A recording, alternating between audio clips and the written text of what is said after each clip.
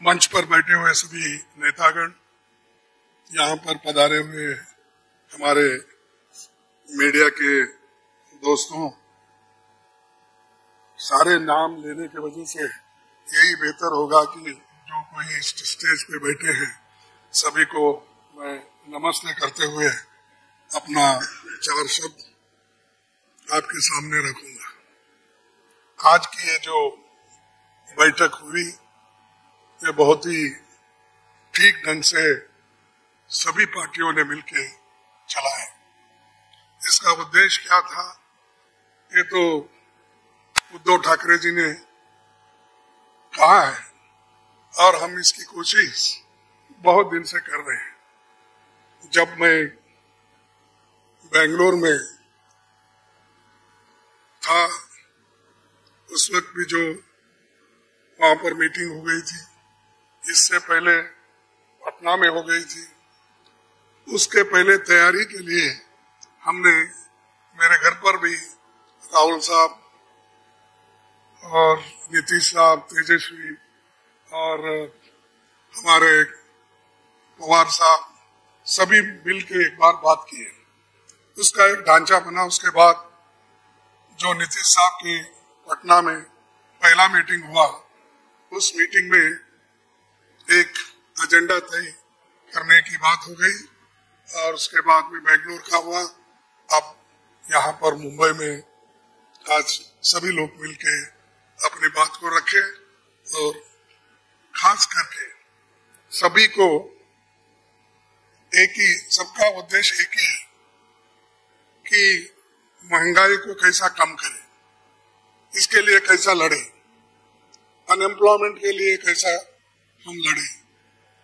और इतने प्राइसेस जो बढ़ रहे पेट्रोल और डीजल के, और खास करके मोदी जी हमेशा 100 रुपए बढ़ाते हैं,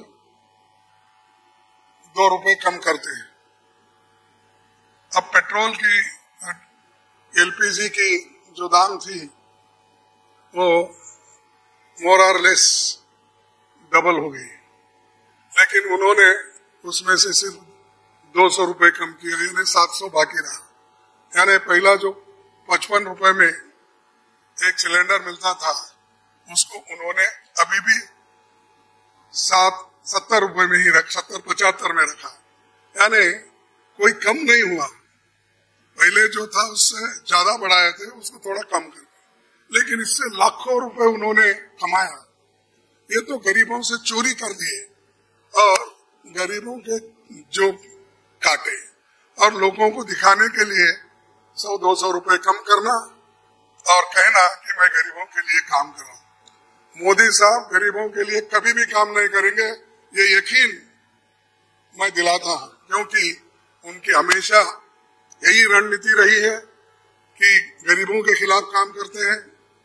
बड़े बड़े उद्योगपति के साथ वो मिलजुल के चलते हैं।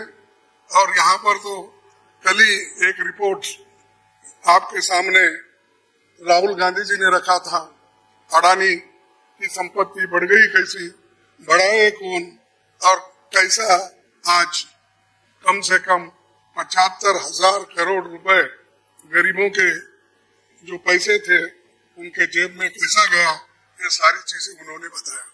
तो ये जो है, इसके खिलाफ लड़ने के लिए जो बड़े बड़े सरमाएदार है और उनको जो पैसा जा रहा है हमारा गरीब का, तो उसको रोकने के लिए इंडिया जीतना जरूरी है। और इंडिया जीतने के लिए ही इस मंच पे सभी लोग बैठे हैं। तो इसीलिए हम एक जो तय किए हैं, जो रेजोल्यूशन भी हम आप देखे हैं, और उसी ढंग से उस रेजोल्यूशन भी काम करेंगे। हर जगह मीटिंग करेंगे, हर स्टेट कैपिटल में हम जाएंगे और जो ये मुद्दे हैं, इन्फ्लेशन का हो, अनएम्प्लॉयमेंट का हो, हर चीज की जो बढ़त हो रही उसका हो, और ऑटोनोमस बॉडीज को सत्यानाश कर रहे हैं। और ईडी, सीबीआई, विजिलेंस, हर एक ऑटोनोमस बॉडी का मिसयूज कर रहे हैं। ऐसा कभी नहीं हुआ। मैं भी मोर और लेस शरद पवार जी साहब के बाद मेरा नंबर लगता है। मैं भी 55 साल से पॉलिटिक्स में हूँ और 52 साल से एमएलए, एमपी, राज्यसभा का मेंबर हूँ। मैं ऐसा नहीं देखा, कोई ऐसा चीफ मिनिस्टर किया नहीं ऐसा। लेकिन आज मोदी सडनली और एक बात की कि बिजनेस एडवाइजरी कमेटी को नहीं पूछे, अपोजिशन लीडर को भी नहीं बुलाए, किसी को बुलाए बगैर वो पार्लियामेंट का डेट देकर स्पेशल सेशन बुला रहे।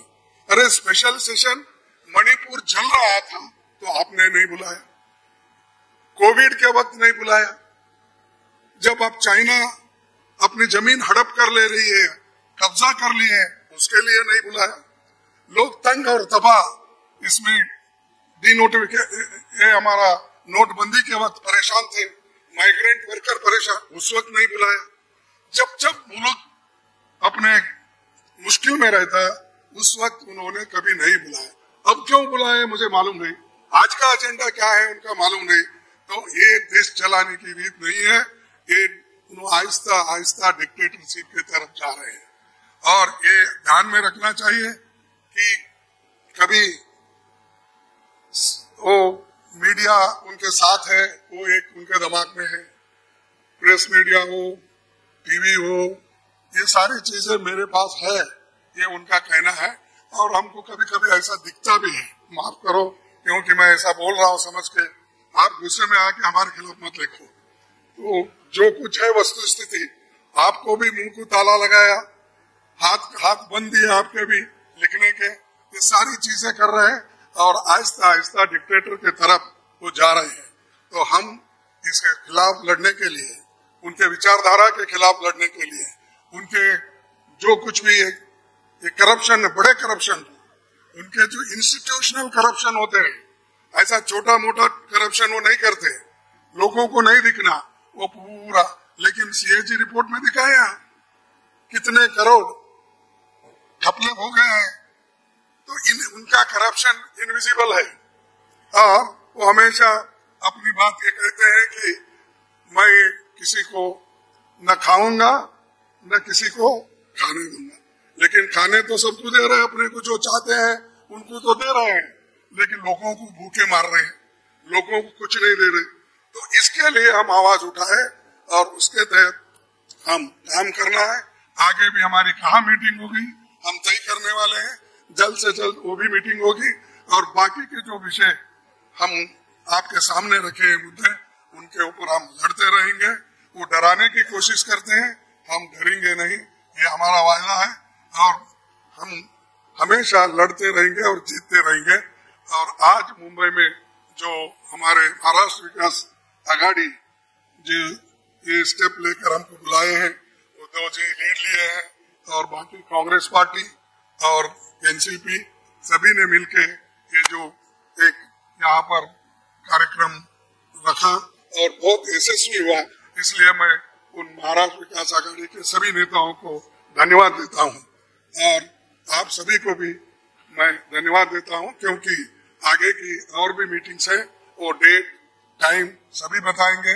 और कहाँ कहाँ मीटिंग हमारी होगी, बहुत से 5-6 जगह पब्लिक मीटिंग होगी, वो भी हम आपको बताएंगे। और काम करते रहेंगे और मजबूती के साथ काम करते रहेंगे। इसको ढीला करने की कोशिश मोदी जी कितना भी कोशिश करे, हम वो डरने वाले नहीं है।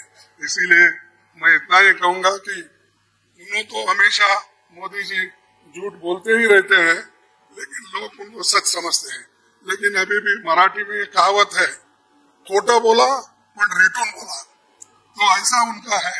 इसीलिए सब झूठ बोलते जाते हैं, लोगों में भ्रम डालते हैं, तो वो सबको हमको एक्सपोज करना है, हम करते रहेंगे। धन्यवाद।